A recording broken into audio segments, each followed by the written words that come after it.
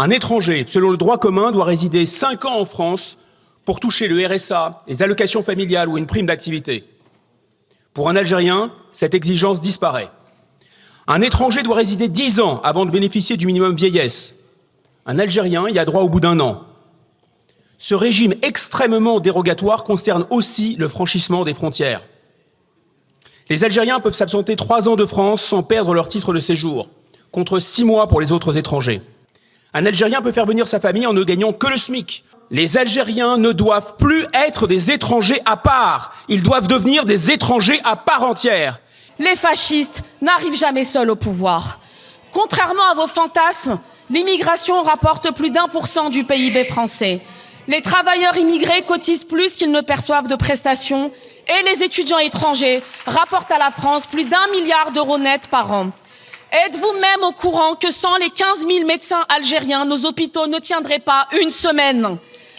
L'immigration n'est pas un coût, elle est une force et une chance pour la France que vous feignez de défendre.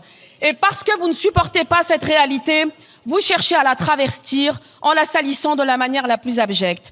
Mais me direz-vous qu'attendre des héritiers du Front National, fondé en 1972 par d'anciens membres de l'OAS, cette organisation terroriste qui a ensanglanté l'Algérie et la France?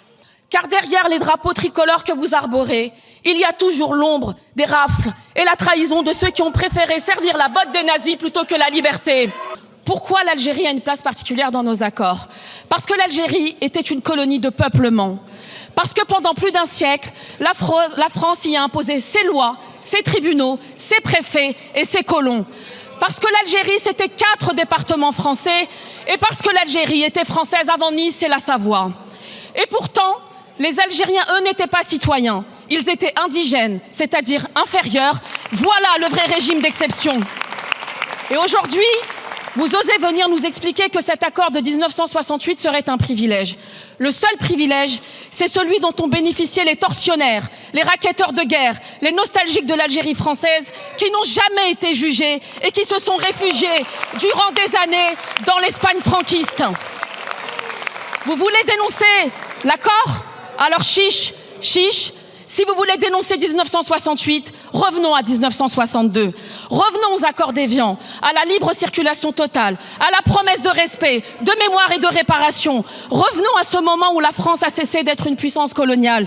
Vous voulez le même traitement que les Australiens, c'est ce que vous avez indiqué, mais savez-vous même que les Australiens sont exemptés de visa pour venir en France, que la France n'a jamais colonisé l'Australie, mais vous n'êtes pas à une approximation près, car ces accords de 68 sont défavorables aux étudiants algériens, et ça, vous ne le dites jamais tellement vous suintez l'algérophobie. Vous préférez lier immigration et insécurité, alors que c'est bien dans vos rangs qu'on le retrouve le plus de délinquants condamnés pour xénophobie et antisémitisme. Monsieur Bigot, il n'y a pas si longtemps, vous indiquiez vous-même déplorer les origines dégoûtantes du RN qui ne propose aucun élan, aucune dynamique et aucune grandeur. Vous aviez raison. Pendant que les Algériens travaillent en France et produisent de la richesse, vous détournez le fruit de leur travail au Parlement européen. Plus de 4 millions d'euros, voilà ce qui coûte cher à la France. Alors, ça suffit avec votre obsession de l'Algérie, matin, midi et soir. Ça suffit vos caricatures racistes et ça suffit votre réécriture de l'histoire. Vous êtes tellement à court d'arguments qu'avant même que je prenne la parole tout à l'heure, j'entendais déjà « voilà l'ingérence étrangère venant de vos bancs ». Oui, je suis française et oui, je suis algérienne. Et je suis fière de mon histoire, car la mienne fait partie d'une lignée de résistants, tandis que la vôtre est le produit de la collaboration. Mon grand-père, lui, était au front pour la France, à combattre le fascisme, pendant que Jean-Marie Le Pen, lui, aiguisait son couteau pour torturer les Algériens et nouer des alliances avec les Waffen-SS pour fonder votre parti politique.